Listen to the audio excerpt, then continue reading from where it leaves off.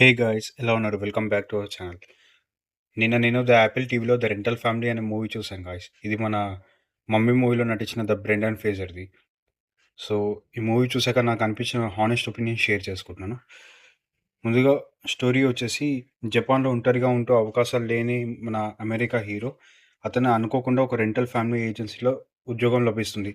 ఈ ఏజెన్సీలో ప్రజలు తమ జీవితాల లోపాలను పూడ్చుకోవడానికి నటులను కుటుంబ సభ్యులుగా, స్నేహితులుగా లేక వాళ్ళ రిలేటివ్స్‌గా నటించమని అడుగుతారు. ఈ పనిలో ఫిలిప్ ఎటువంటి వ్యక్తిత్వాలు ఫేస్ చేశాడు? అతను ఎలా తన కాన్సిక్వెన్సెస్ ఫేస్ చేసి దాని నుంచి బయటపడ్డాడు? తను నిజంగా నటించాడా? లేకపోతే వాళ్ళతో చాలా రియల్ కనెక్ట్ అయిపోయాడా? అనేది మనం ఈ మూవీలో చూస్తాం.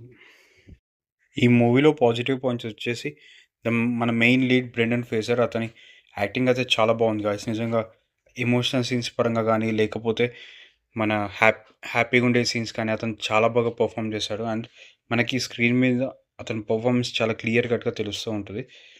చాలా ఎమోషనల్ సీన్స్‌లో చాలా బాగా పర్ఫామ్ చేశారు. అండ్ స్టోరీలో గూడా మనకి ఒంటరితనం అండ్ మానవ సంబంధాలనే ఒక డిఫరెంట్ పాయింట్స్‌ని మనకి ఎస్టాబ్లిష్ చేశారు. కొంచెం నెమ్మదిగా వెళ్తుంది కథ. కానీ మనకు ఆ ఎమోషన్స్ అనేటి లేకపోతే స్టోరీ ప్రొసీడింగ్స్ మనకు ఆ నరేటివ్ చాలా ఎమోషనల్ డెప్త్ వేలో ప్రెజెంటేషన్ ఇచ్చారు. ఇది చాలా కొత్త కాన్సెప్ట్ అనిపించింది. ఎందుకంటే జపాన్‌లో ఇది నిజంగా జరుగుతున్నా మనకి వాళ్ళు చాలా రియలిస్టిక్ వేలో మనకి కాన్సెప్ట్ అనేది ఎస్టాబ్లిష్ చేసి చూపించారు. చాలా టోక్యో నగరాన్ని, జపాన్ సంస్కృతిని చాలా బాగా చూపించారు నిజంగా.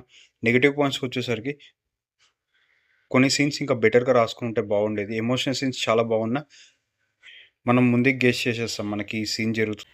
యాక్షన్ మూవీ లవర్స్‌కి, థ్రిల్లర్ మూవీ లవర్స్‌కి అయితే ఈ మూవీ పెద్దగా కనెక్ట్ అవ్వదు గానీ, ఎమోషనల్ స్టోరీ డ్రివెన్ వాళ్ళకైతే చాలా బాగా నచ్చుతది. కంపల్సరీ వాచ్ చేయండి guys. Streaming on Apple TV. మంచి ఫీల్ గుడ్ ఫిల్మ్ గైస్. డెఫినెట్‌గా వాచ్ చేయండి.